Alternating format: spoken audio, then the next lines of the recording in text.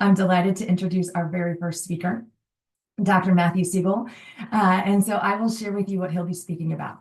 So integrating diverse expertise means bringing together professionals from different fields and backgrounds to work collaboratively towards a common goal. In the context of addressing intense behavior, it involves combining the knowledge, skills, and perspectives of various experts, such as psychologists, educators, social workers, therapists, parents, caregivers, and the autistic person themselves. Join us as we explore how a unified care approach can improve the quality of care and support, leading to better outcomes and a more cohesive environment for individuals on the spectrum with intense behaviors. Certainly join me in welcoming Dr. Matthew Siegel as he shares with us this important unifying care, embracing diverse expertise to address intense behavior. Over to you, Matt. Oh, let's see if we have Matt with us. Matt, if you're able to unmute and share your screen, we're ready for you. I am here, Kristen, and it's just letting me start my video. Fabulous. Welcome. Okay, 1 second. You bet. Good to see you. Good morning. Okay, good morning. Good morning. Greetings from Peru. Let me share my screen and we will get started.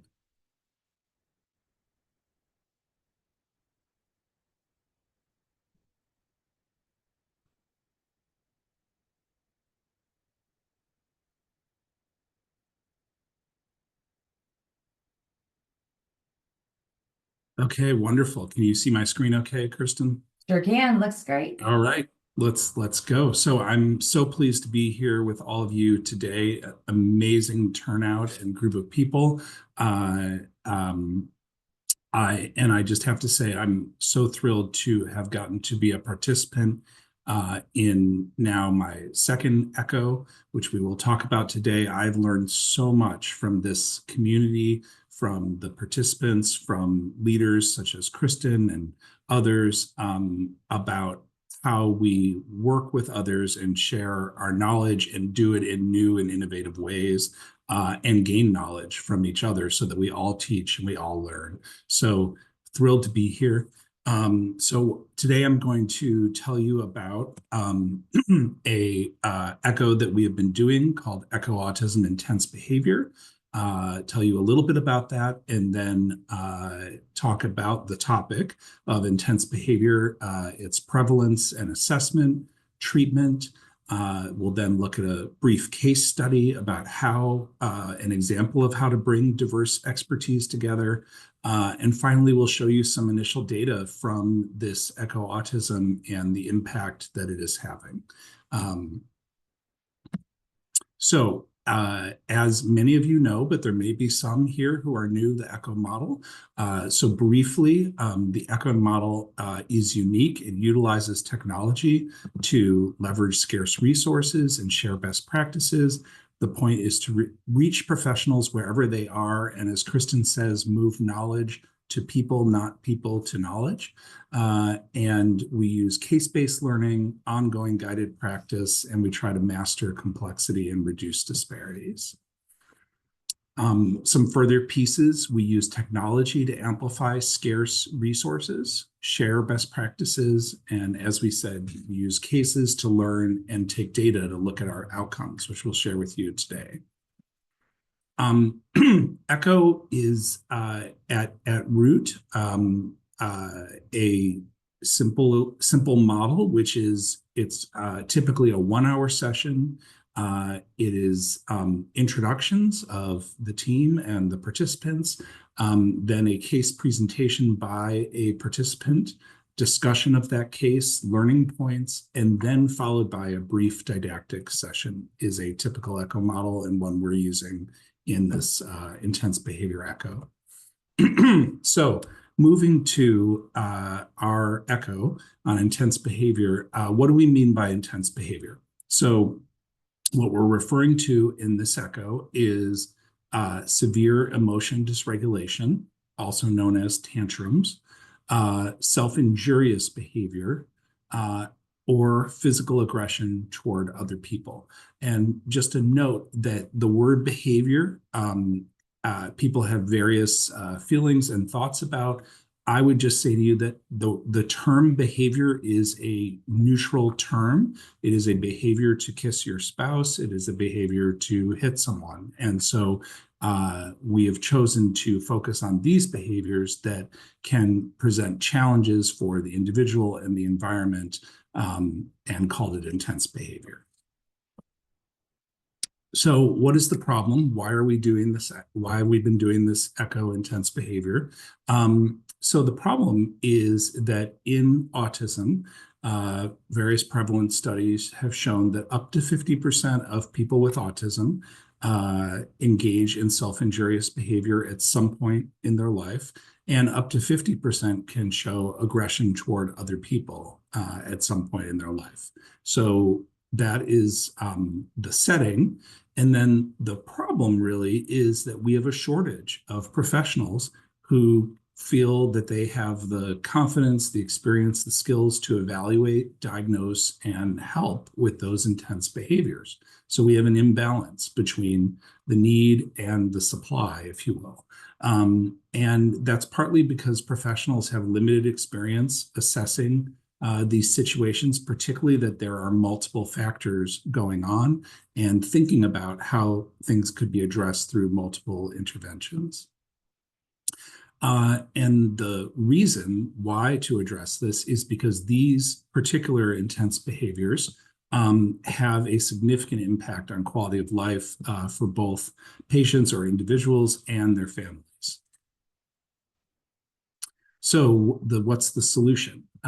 So a solution is to increase the number of professionals who are comfortable doing multidisciplinary assessment, diagnosis, and treatment for autistic individuals who have intense behavior. As Kristen alluded to, something that I didn't know until I got into practice, and many people I think don't know, is just because someone is a speech language pathologist, psychiatrist, psychologist, social worker, any parent, any discipline, does not mean that they necessarily have experience seeing people with autism, and certainly people with autism who have intense behavior. And so this is an area where we have to continue to expand knowledge, do training, and share best practices. And so the goals of our ECHO, we decided, since we've defined the issue or problem this way, this imbalance between people who can help and people who need help, is that we would focus the ECHO on providers. Specifically, we decided to focus this ECHO on prescribing providers, so psychiatrists, neurologists, developmental behavioral pediatricians, nurse practitioners, et cetera. And our goals were to increase their self-efficacy in applying best practices and increase their self-efficacy in utilizing the evidence base where it exists to address these intense behaviors. So we put together a hub team following the ECHO model. And so that included myself. And so I'm a child and adolescent psychiatrist and a pediatrician. And then, I had the pleasure of thinking about, well, the hub team can only have so many members. Who do we need to have on this hub team to really kind of follow what we think is the best practices and teach and learn from everyone? And so in thinking about that, my first thought was that we need people with lived experience. And in this case, that was family members. So we have Krista Silva, who is a parent of a young person with autism who has intense behavior. And she has been working with that for many years. And we have Alicia Curran, who has many roles, but one of them, as she says, is parent to Sam, who is a young adult who has intense behavior and autism. And so they were our first people that we turned to and are really core of our team. And then I didn't want to be on my own as a child psychiatrist, and so brought in my good friend and amazing colleague, Martine Lamy from University of Cincinnati Children's, to join me, also a pediatrician.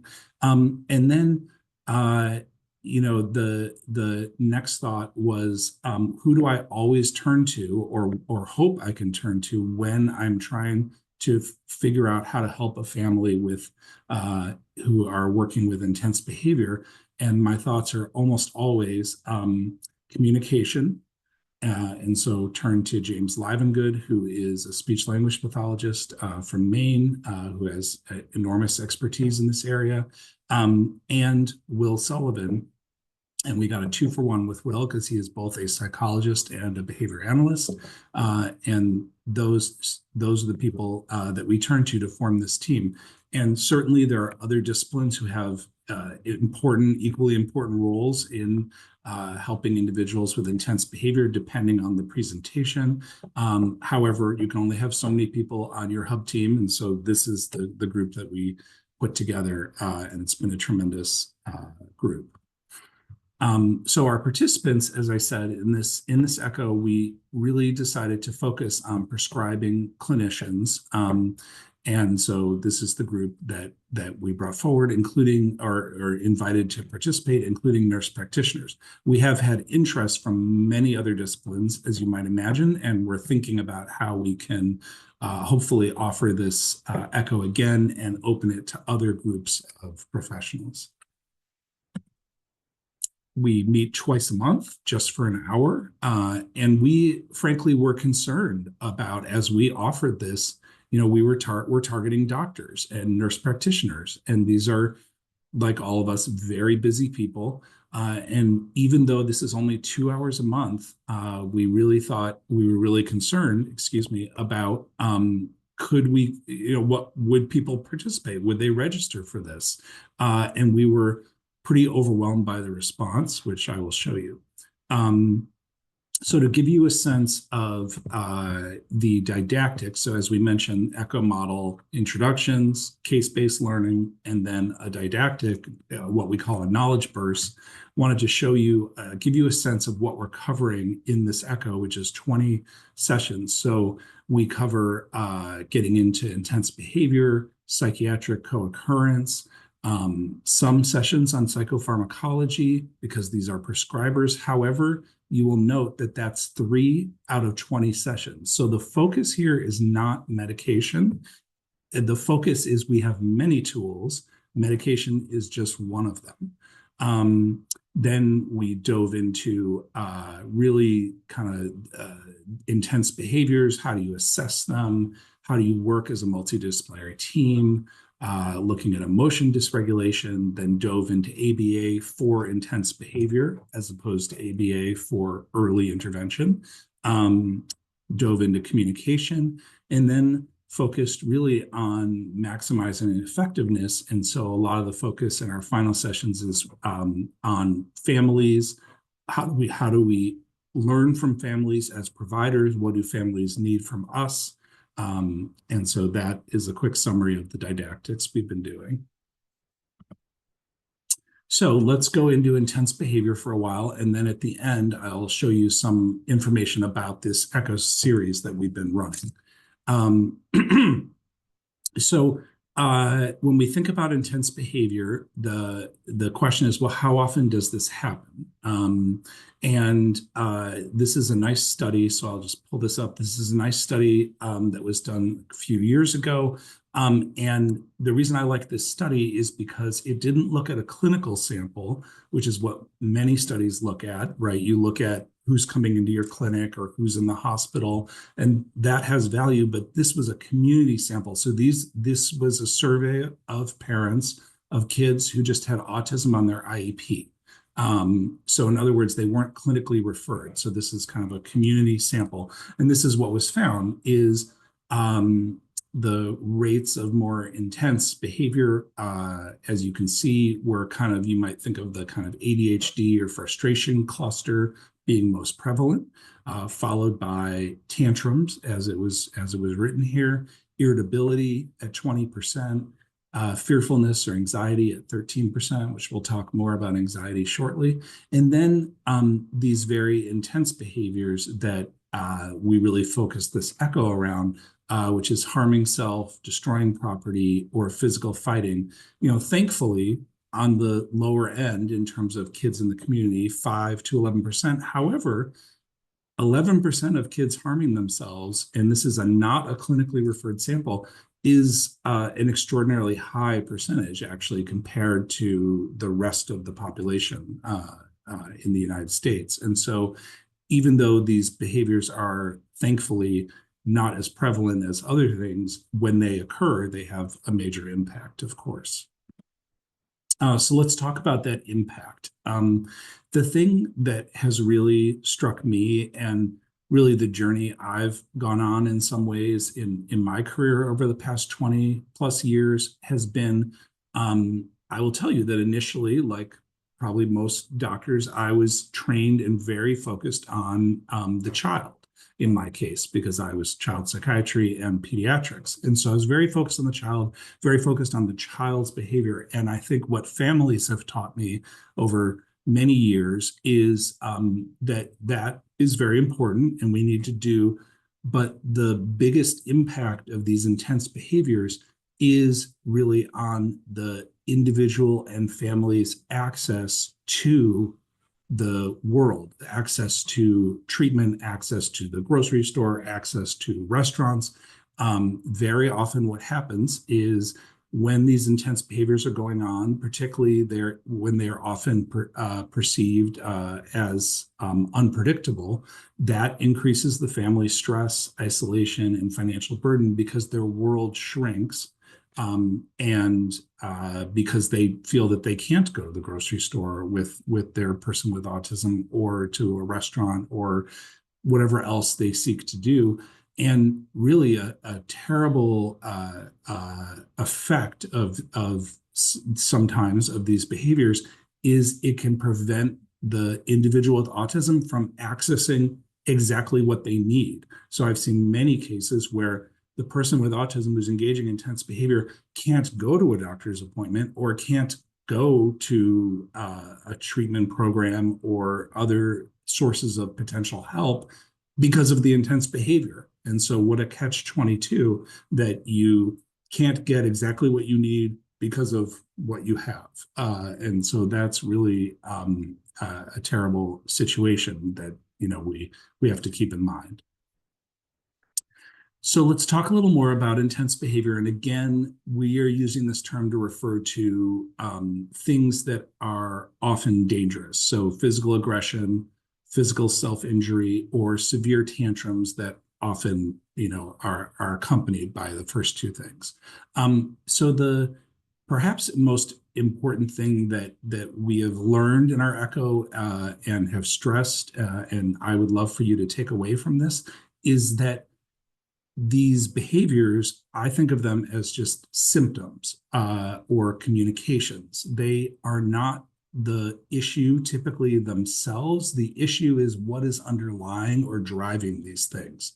And the answer to that question is usually complicated. And that's okay. That's the world we live in. And so we have to think about multiple things that could be contributing to this. At least initially, we need to think about that. And so not in order of importance, but you just have to have an order, here are some of the things that we try to think about. So the first, although again, not the most important, is there a co-occurring diagnosable psychiatric disorder that relates to or is contributing or expressing as these behaviors? So does this person have an anxiety disorder, for example? And when they get extremely anxious, these behaviors emerge. That's just one example. So is there a co-occurring psychiatric disorder? Of course, we also need to think about what is driving this behavior in terms of, does it serve a function, which we'll talk about? How is it being reinforced by the environment? Or does it represent a skill deficit? Communication is huge, as you all know. And so how does this behavior or behaviors relate to communication? Could this behavior be related to a side effect of something, medication or other treatment? Because every treatment has potential side effects. Other things to think about, how does this relate to any changes in the family? Is there a new baby in the home? All of those kind of things. How does it relate to sensory needs? Uh, is there a mismatch in demands versus abilities? In other words, as an example, in school, is a child being given work that is too hard or too easy for their level, and this is producing a reaction? And then other things to think about. How does this relate to a potential medical illness or pain? Emotion regulation challenges, trauma. There are some rare genetically linked things to think about. Sleep, as we're going to talk about, is huge. And of course, the social environment, including bullying. So many things to think about. And my goal is not to overwhelm you, and not every presentation has all these factors, but these are the things to think about and then try to identify what is really contributing. So then you can try to target the approach. So going into some of these factors a little bit more, as many of you know, one that we worry about a great deal, particularly for our individuals who are non-speaking or minimally verbal, is could there be a medical problem driving this behavior presentation, which I would say it would be a symptom of the medical problem. So some things to think about are, so then that brings the question, well, what are the common medical problems in youth with autism, is what this study was. And so, as you likely know, seizures are somewhat common in autism, although I will point out that you will see in older texts, 30-40% rate of seizures. In the current landscape of autism, it's more like 10%, because as autism has evolved over the past couple decades, the incidence of those who have seizures has gone down. So important, but I just wanted to point that out. And there are actually two peaks of seizures emerging kind of very early with young children. And then there's this second peak in adolescence, which can often catch us by surprise. GI, no surprise to people on this webinar, is huge.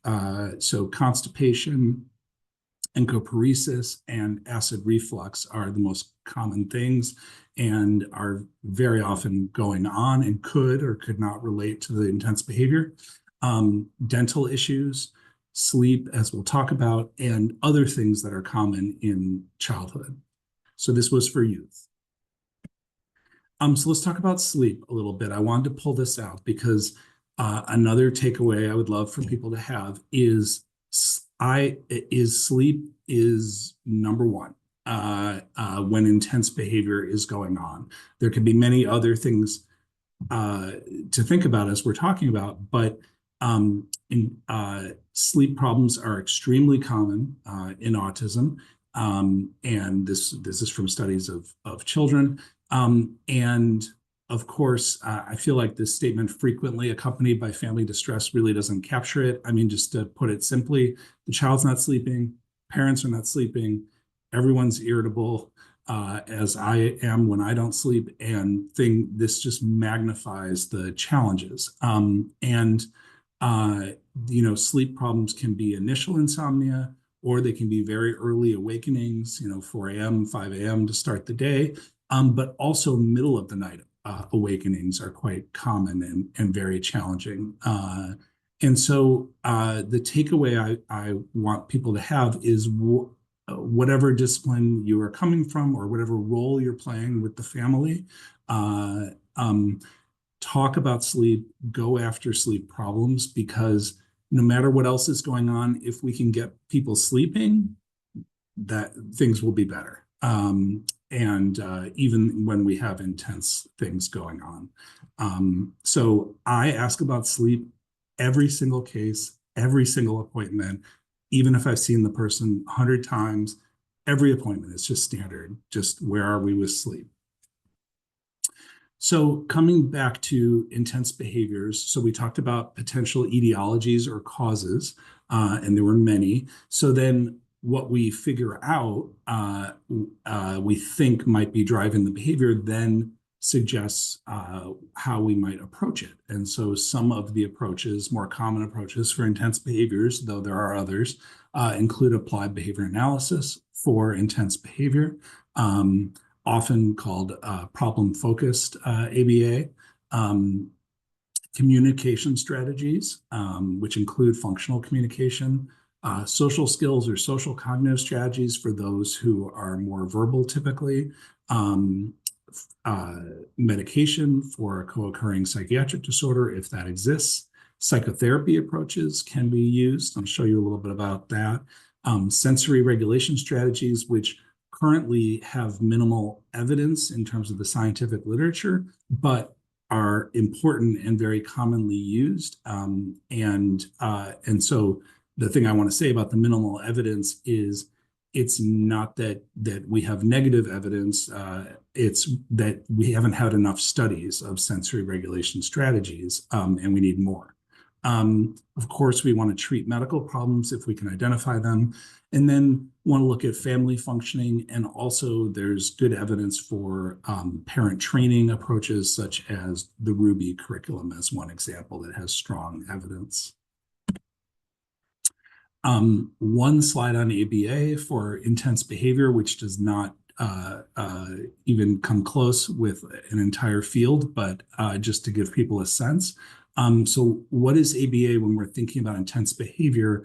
The focus with intense behavior is really the functional assessment. And the goal is, how are we trying to make sense of these challenging or intense behaviors? And the big question is, what is the function of the behavior? So what is this person getting by engaging the behavior? What's reinforcing the behavior? What's the outcome? And to simplify a complicated field, there are 4 main functions of intense behavior, either to gain attention, social attention, gain access to something preferred or desired, to avoid something that is not preferred, or to engage in something that's automatically reinforcing, which is typically interpreted as self-stimulatory or self-soothing. In terms of communication, another entire field on one slide, there are many interventions that can assist with intense behavior. So looking at a few, there are low-tech interventions such as visual schedules, picture exchange communication systems, static boards, break cards, which there's an example here, or a first then card, actually example of a visual schedule, and a first then card. So these are communication or functional communication strategies. And then there are high-tech or electronic approaches such as various iPad programs, speech generating devices, etc. And so the point is, communication is an important area. If we increase the ability to communicate, it's very likely that we'll be able to have some impact on intense behavior and many other things. Psychotherapy, just suffice it to say that for those who can engage in therapy, there is actually good evidence for using cognitive behavioral therapy for youth with autism who have either anxiety or anger problems. There is a certain level of cognitive and verbal ability that's needed to engage in cognitive behavioral therapy, although we're always trying to push that boundary or threshold. But I think important, this is sometimes forgotten about, and we have, manualized evidence-based approaches for these things. So in terms of co-occurring psychiatric disorders, the question is, how do we diagnose these things, particularly for individuals who the provider might have difficulty communicating with? So individuals who are minimally speaking or using a device that the provider is not familiar with. And so at a high level, the approach to co-occurring disorders is, first, the things we're seeing, are these typical of autism or intellectual disability, or are they not? If they're typical, then it's unlikely to represent a co-occurring psychiatric disorder. If they're not typical, then we start thinking about that some more. Are they appropriate to the person's developmental level, which would make us less concerned? Are they serving an adaptive function as opposed to not? And how is the environment affecting these symptoms? And so we use our typical approach, and try to gather as much information as possible, as you can see there.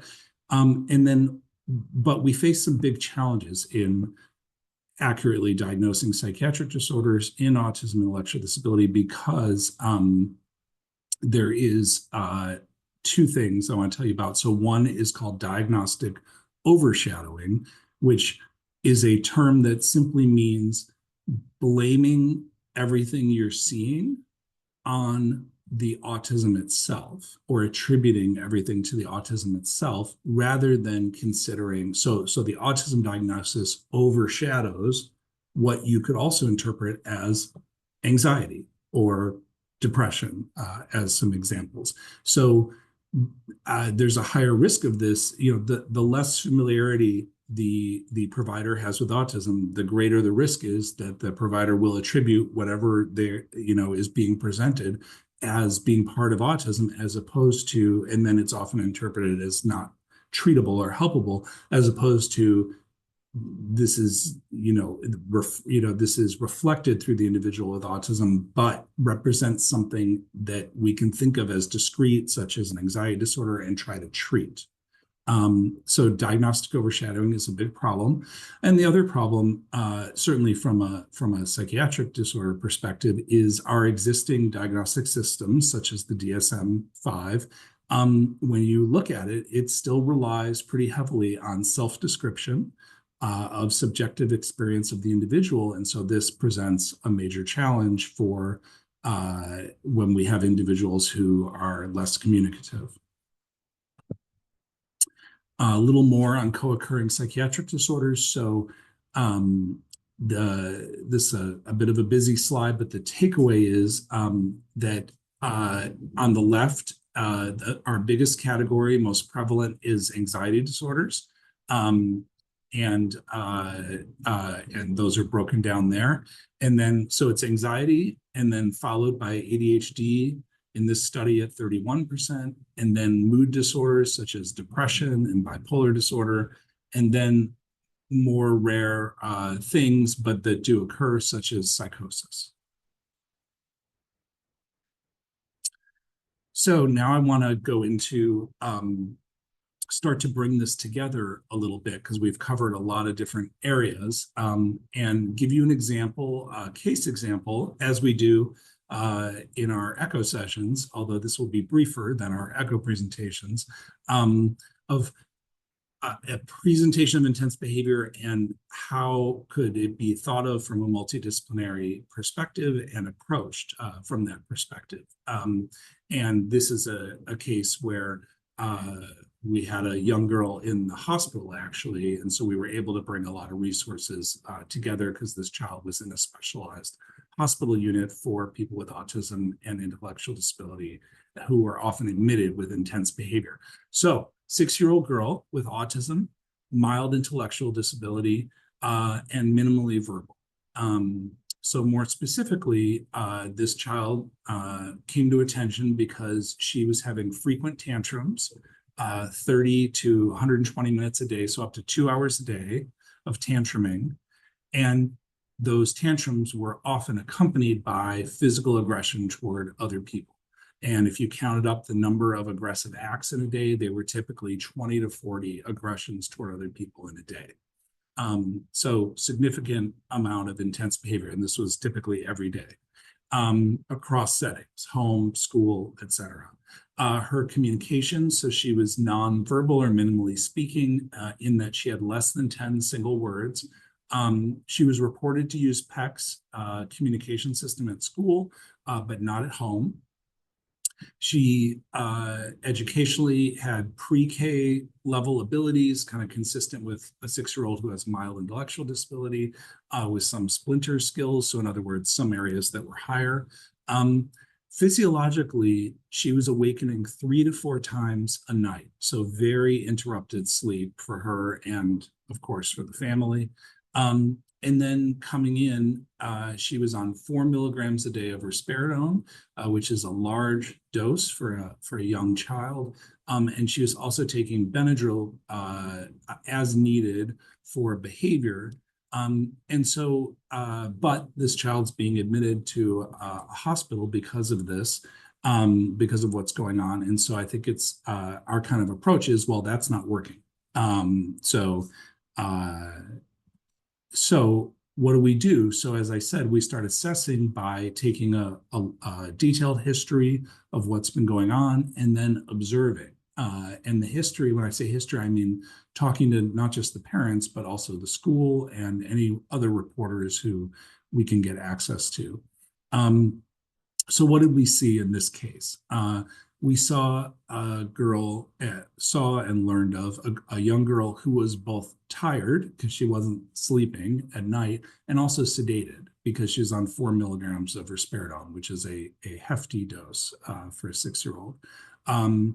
We also saw a young person who really had a lot of communication frustration because she, as by assessment, she really, even though it was stated she used PECs, she was not able to really utilize PECs in the way, or a communication system the way you would want, which is, can she spontaneously, independently communicate to get her wants and needs met? And the answer was no.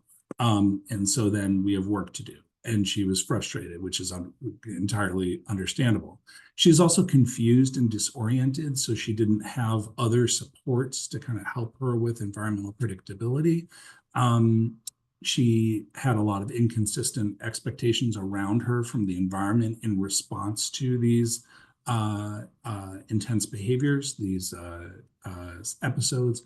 And then did an FBA and functional behavior assessment, and that showed primarily reinforcement of this behavior by attending to the screaming, the emotion dysregulation, so gaining attention, and also it would result in her being able to avoid whatever the task was that was being presented, kind of from a school setting.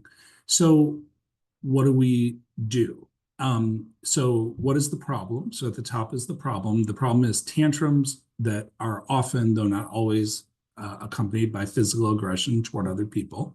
And based on the history and the assessment, the kind of 4 areas that we felt were most important to address with her were communication, the behavioral response or behavioral system around this, the supporting her sleep, and the environmental supports for her. So there are other things we could have addressed or thought about, but with these intense behaviors, we have to try to define what we think is driving it, and then approach that, and then measure the results. And if it doesn't work, we got to rethink the approach. So how did we approach this? And this was in a hospital unit. So in communication, we, as I said, figured out that she really was not independently functional with PECs. So started working on the PECs utilization by her. Also, it was not being used outside of the school. And so worked with parents on them learning how to utilize the PEC system.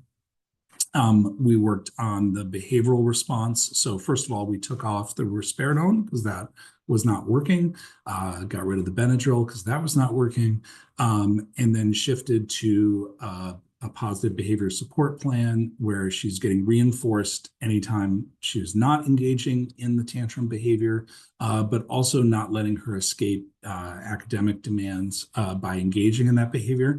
And then very importantly, brought the parents in to have them shadow and practice and run this behavior support plan with coaching from us.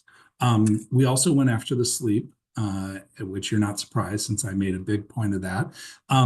So we did good sleep hygiene, which we do with every kid with a sleep problem. So, no screens before bed, calming environment, no rewards for getting up in the middle of the night. You don't get to access, your iPad and other things to play with.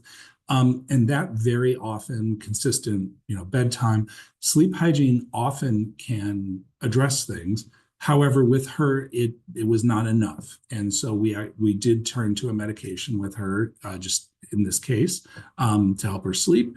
But even though we used a medication, we still discussed and did training on sleep hygiene with the family because it's still important. And then finally, we structured the environment for her. And you can see examples there of the kind of things we did, which are not atypical, kind of, I think, good practice to support some people with autism. So, and then importantly, again, transferring those skills to the school and the parents. So this is the one of the results. So this is her aggression. So this was 24 hours a day, each act of physical aggression. So as I said, she came in with kind of 20 to 70 aggressive acts a day. And this is what happened over time as we did this kind of package of interventions and also transitioned it to the family and school. And so a couple points about this, even though there's a nice straight line here as a calculated average, that's not the actuality, right? So behavior goes up and down. And I think the main takeaway I would hope for you for this is that we try to say we cannot be reactive treaters to a reactive problem. In other words, we need to kind of hold steady and make judgments, us with the family and the individual, if possible, based on what's happening over a number of days or weeks, and not necessarily react to what happened yesterday. Because as you can see, sometimes what happened yesterday really doesn't matter, because one day could be an outlier in a trend. And so the trend is the most important thing. More we could say about that, but we're going to move on to make sure we get to having time for some questions. So now that we rapidly covered how to multidisciplinary approach to challenging behavior, I'm going to give you a little bit of more information about our Echo Autism process that we've been doing, and then we'll wrap up. So I told you that we were concerned, frankly, would people sign up for this Echo because we are targeting very busy professionals? And the answer is yes, they signed up.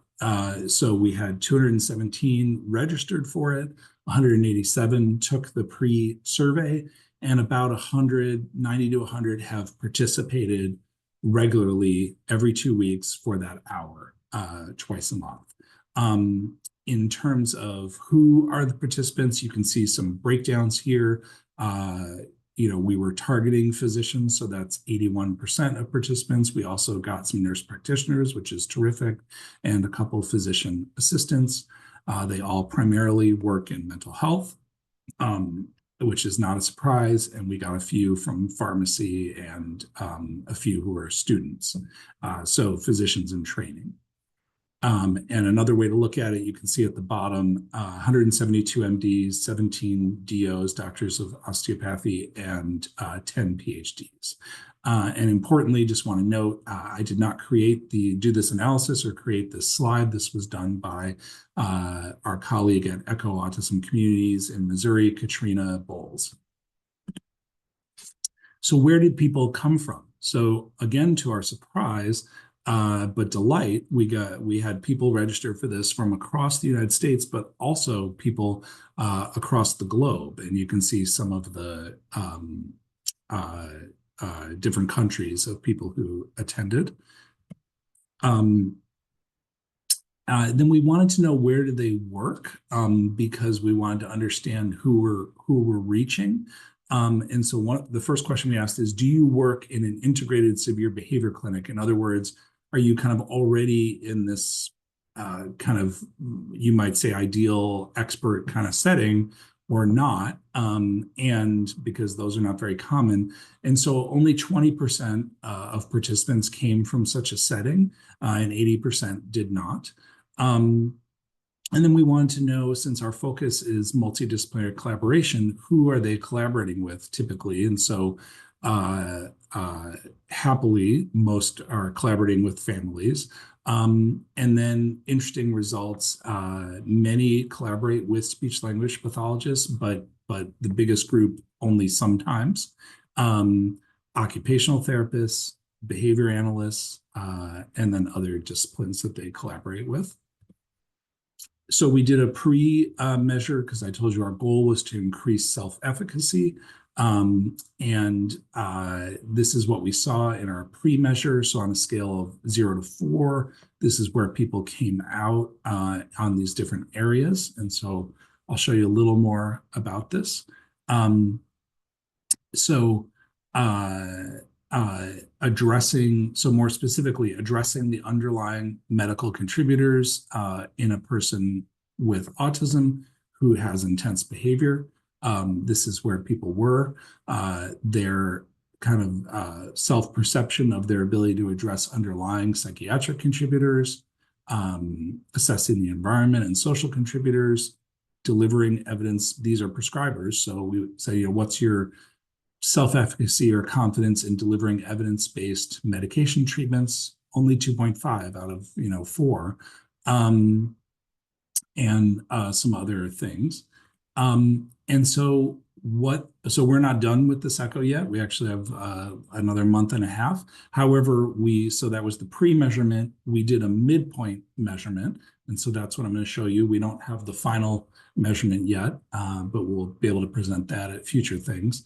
But even at the midpoint, which was after 10 sessions, 10 one-hour sessions, what we saw was some good movement in terms of these are the providers or prescribers self-rating of their how their confidence and efficacy in delivering these things. Sorry, one second. Okay. And so we're seeing some good movement on all of these areas and metrics. So that is exciting.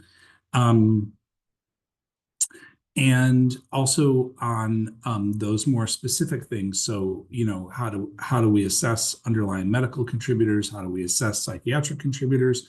We're seeing significant movement in the right direction in terms of their self-efficacy or confidence. And so I think that's pretty amazing, right? That by spending 1 hour together twice a month, and in this case at the midpoint for 5 months, and simply hearing cases and discussing them, and then having a brief knowledge burst, these are highly trained professionals who are in practice, and they're reporting that their confidence in addressing intense behavior is moving significantly in the right direction toward more confidence. I think that's pretty amazing, because while it's a fair bit of work for us running the Echo to provide this, for them, they're just showing up 1 hour every 2 weeks. So that's not an intensive intervention, I would say. So to summarize, youth, because that's our focus, with autism can develop serious emotional and behavioral challenges, which often are expressed as what we're defining as intense behavior. We want to consider a broad range of potential causes of why this is occurring. And because it is often due to multiple factors, we need a multidisciplinary approach, often with diverse expertise. And we want to manage acute symptoms, but we really want to get at those key perpetuating factors, such as sleep deprivation or co-occurring psychiatric disorder, or a need to improve communication, or address how the behavior is being reinforced, or many other things that are too numerous to put on the slide. A few resources in this area. So on the left, and these are both available for download for free at the website of the American Academy of Child and Adolescent Psychiatry, so acap.org. On the left is a parent medication guide.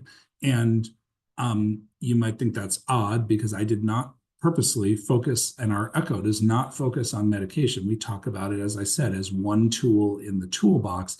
But the reason I point you toward this parent medication guide is when I was part of creating this, and in creating this, we have multiple pages about this assessment and multidisciplinary process, and then you get to medication. And so it provides some, I think, another example of process.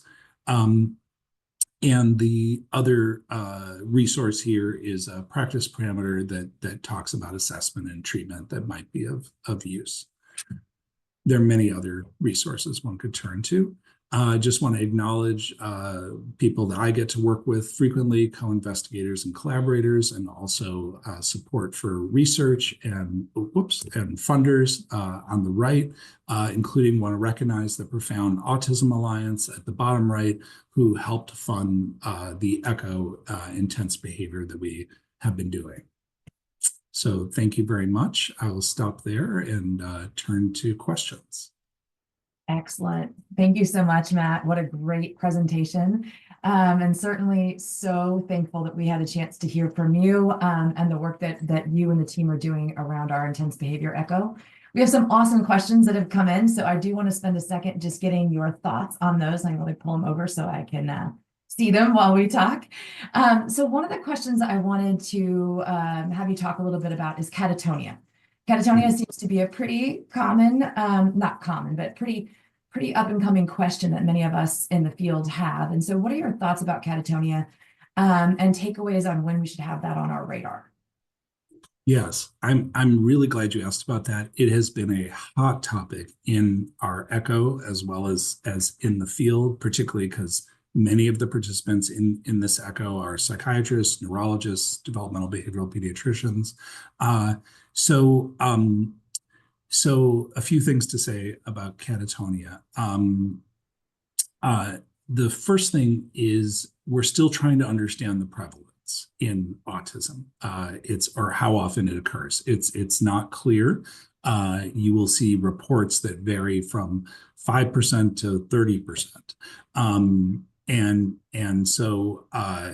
So we need to understand that better. But I think the important thing with that is people are starting to think about it and put it on the list of, could this be part of what is going on here? I will tell you that, frankly, as I and others have become better educated and more aware and thinking about catatonia, there are cases I can definitely think of from 20 years ago where I think we might have missed it. And that's concerning. So what is catatonia? Catatonia is a neuropsychiatric syndrome that is transdiagnostic. So in other words, you can see it as kind of associated with many different disorders, as they're called. So severe depression. So the classic view of catatonia comes from a person who's severely depressed to the point where they become catatonic, meaning they may have symptoms such as they are frozen, they have motor, their motor system is impacted such that they're not moving, or they freeze and hold certain positions. That's kind of some of the classic catatonia symptoms. Stopping speaking or speaking much less, echolalia in a person who didn't have echolalia at baseline, and catatonia is complicated because that's the kind of classic slowed down catatonia, but there is also a form of catatonia that's called agitated catatonia, where it's kind of some of those symptoms may be present, but it's also someone who is agitated and has fluctuating kind of emotions. So it's a complicated area, and one that we're still trying to understand. And I'd say we're early on understanding it. In autism, I think so a couple more things. Catatonia is important because it is under-recognized. It is potentially very severe, and in fact can lead to death. People can stop eating, drinking, communicating, and die. And so it is life-threatening. And the third reason is because we have good treatments for catatonia that often are effective. So I guess that's the last thing I'll say about it is we have effective treatments often for catatonia, primarily either medication in the form of benzodiazepines, so things like Ativan, Klonopin, or ECT, electroconvulsive therapy, which is highly effective for catatonia. So the typical approach is to try benzodiazepines. There's a few other medications we can try, and then if that's not effective or effective enough, you move to ECT, which is highly effective. And so we're, again, I think the community has become more aware that this is a potential issue in many things, but including autism. And but the number, I guess the other thing I would say, so we focused on it some in the echo because people typically do not have a lot of experience with it and want to learn a lot, and access to people who have seen a fair number of people with autism who have clear catatonia is low. And so we're all trying to learn. And even though we are now in a challenging funding environment for research, our great hope is that more research will be funded on catatonia because not only do we not understand prevalence and we don't have randomized trials on treatment, we also have no idea why those treatments work. Like why do they work? We don't actually know. We know they work, but we don't know why. So great. That was really helpful. And I agree. Having looked back and frankly learned most of what I know about catatonia, at least initially from families of those with individuals who have catatonia and autism, I can definitely say that, boy, it's been a period of intense growth for me as a professional. And then also recognition that, yeah, I've definitely not identified it as often as I think I could have if I had known more before. Again, speaking to that value of things like echo and different types of professional opportunities for all of us to keep growing. I think that's one of the things that's so interesting about autism is that, frankly, there's still so many things we don't really understand. There's some really great questions that are coming in. We have about 5 or so more minutes, and so I want to get to a couple more. Great question came in about how do we improve collaborations between medical and school teams? And so, for example, this individual talks about being a speech therapist in the school system, and they're seeing many more kids with those intense needs and and really struggling to figure out how to support them. So what would be 1 or 2 ways that you would encourage a school team to work across the proverbial aisle, as I joke about it being, with the medical team? Yeah, thank you. Great question. Huge challenge.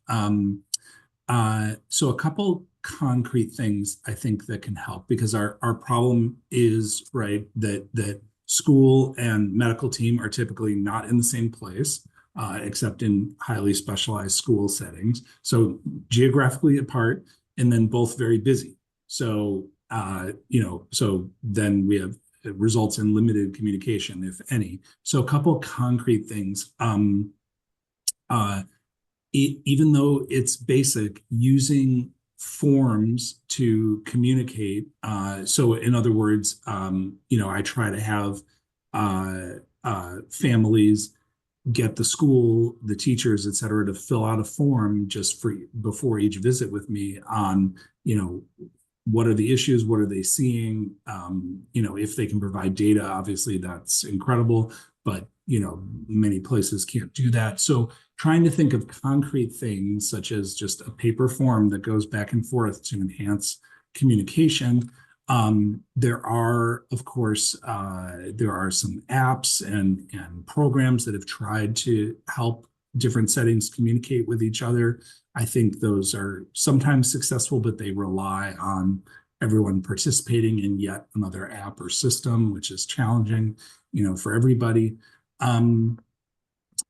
Certainly, I think that families should not be hesitant to ask their providers if they could Zoom into an IEP.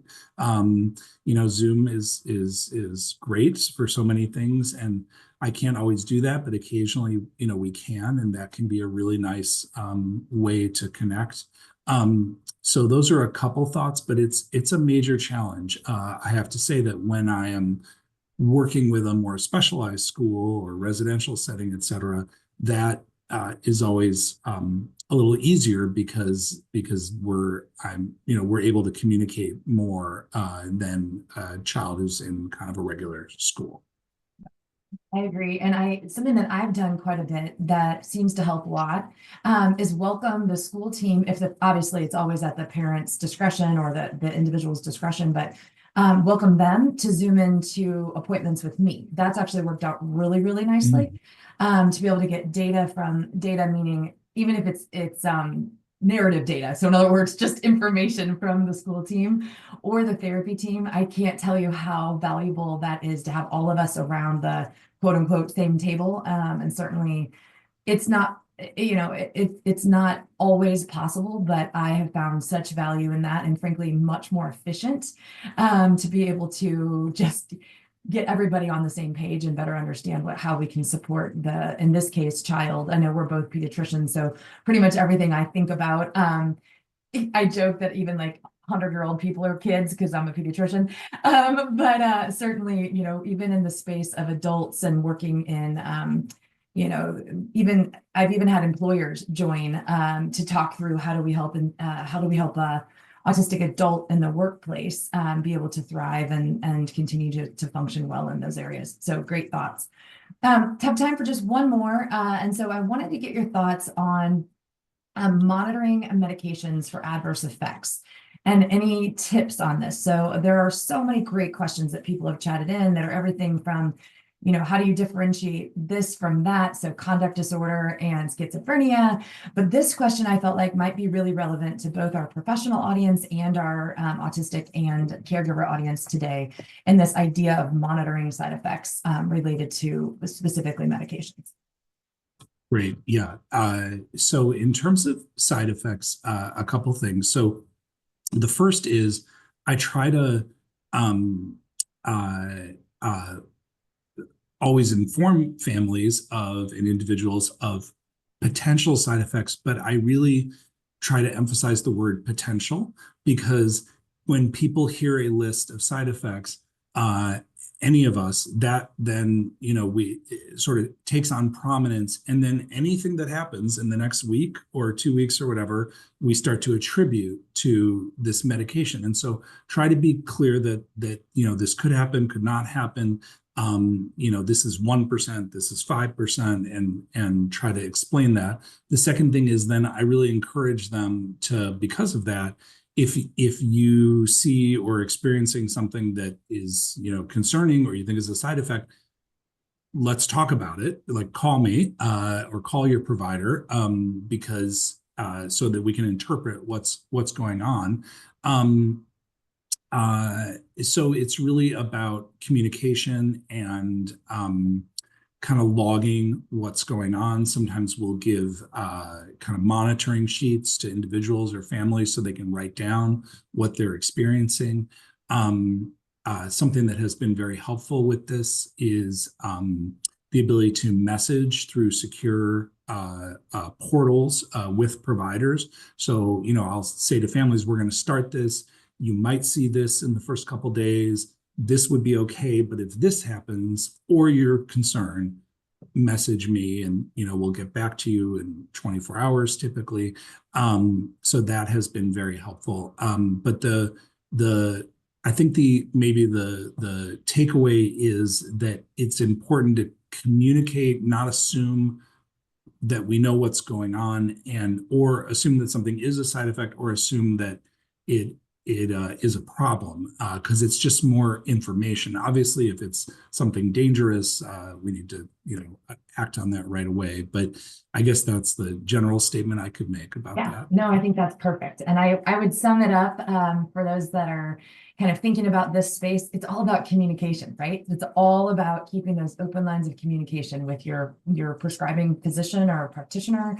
And I know with my patients and families, it's very important to me that I know, right? And so, yes, sometimes they will stop medication just because they get nervous and they're like, we just quit. And I'm like, okay, but let's talk through it. I mean, I try not to encourage the just quit mentality, but again, trying to really set up those lines of communication so that we can all be on the same page. And again, I do agree with you that sometimes the reaction to a medication can be, and I'm not talking necessarily adverse reaction, but the response, I guess is a better way to say it. Response to a medication can also be pretty informative. So I think, again, just really keeping in connection as best as we can. Someday I'm hoping somebody will come up with a great app that's free and easy to use that allows us to communicate securely with all of all the things that we need to do with each other. And I know there are some out there, but I think there's still some work to be done on that. So I know we're at time, but Matt, thank you so much for your expertise, and more importantly, thank you for your leadership. This is a area that I know so many of us in the field are all continuing to try to learn more, to do better, and to really support people with intense needs, especially the intense behaviors that you talked about. So thank you for all of that. And we look forward to many more conversations over the next couple of months in an eco autism intense behavior and beyond. So thank you, Matt. It's great to have you.